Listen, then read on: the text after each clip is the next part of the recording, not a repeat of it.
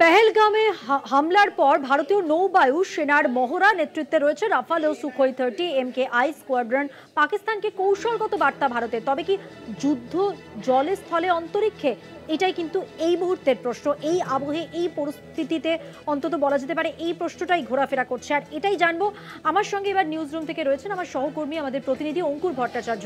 অঙ্কুর দা, দেখো মধুবন্তী, এখনো পর্যন্ত যে তথ্য আমরা পাচ্ছি তাতে আমরা প্রাথমিকভাবে দেখেছি পেহেলগামের হামলার পরেই আজকে সেনাপ্রধান উপেন্দ্র দ্বিবেদী তিনি পৌঁছে গিয়েছেন কাশ্মীরে এবং সেখানে গিয়ে সার্বিকভাবে নিরাপত্তার যে সমস্ত খামতির কথা অভিযোগ উঠেছিল সেই অভিযোগ এবং তার পাশাপাশি সার্বিকভাবে নিরাপত্তার কি পরিস্থিতি সেটা খতিয়ে দেখেছেন তিনি। কারণ আমরা তারপরেই দেখেছি যে পেহেলগামের ওই ঘটনার পরেই পাকিস্তান নিয়ন্ত্রণ রেখা বরাবর একটানা গোলাবর্ষণ করেছে, পাল্টা জবাব দিয়েছে ভারতীয় সেনাও। কিন্তু এইভাবে একটানা গোলাবর্ষণ কোনো বিনা প্ররোচনায় শুরু করা পাকিস্তানের ক্ষেত্রে সচরাচর সাম্প্রতিক অতীতে করেনি, কিন্তু এবার যে শুরু করা হয়েছে ভারতীয় সেনা তার পাল্টা জবাব দিল। কিন্তু কেন এই ঘটনা ঘটলো তা খতিয়ে দেখা হচ্ছে। তার পাশাপাশি আমরা দেখেছি যে মুহূর্তে ভারতের পক্ষ থেকে সাংবাদিক সম্মেলন করে যে মুহূর্তে নয়াদিল্লি জানিয়ে দেয় যে পাকিস্তানের বিরুদ্ধে 5টি পদক্ষেপ করা হচ্ছে, ঠিক তারপরেই আমরা দেখেছিলাম করাচি উপকূল বরাবর পাকিস্তান সেনা 24 এবং 25 এই দুটো দিনের মধ্যে তারা যে মিসাইল টেস্ট করবে সেই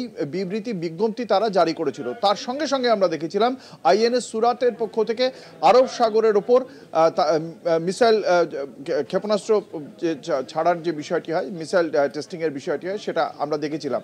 অন্যদিকে আরেকটি গুরুত্বপূর্ণ জায়গা রাফাল এবং সুখোই, ভারতের যে সমস্ত যে জায়গাগুলো এই যুদ্ধ বিমানগুলিকে রাখা হয়েছে তার মধ্যে পশ্চিমবঙ্গের কোচবিহারের কাছে হাসিমারাও তার অন্যতম গুরুত্বপূর্ণ।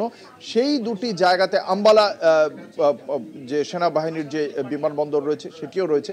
এই দুটি জায়গাতেই এই রাফাল এবং সুখোইয়ের যে বিমানগুলি রয়েছে সেগুলোর সরানোর কাজ শুরু হয়, সেখানে একটা তৎপরতা দেখা যায়।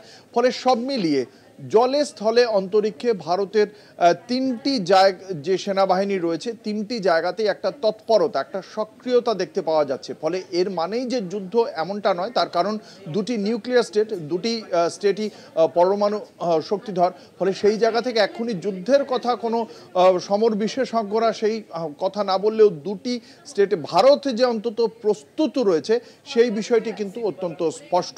মধুবন্তী, ধন্যবাদ অঙ্কুর দা। কথা বললাম, আমাদের সঙ্গে নিউজ রুম থেকে ছিলেন আমার সহকর্মী, আমাদের প্রতিনিধি অঙ্কুর ভট্টাচার্য।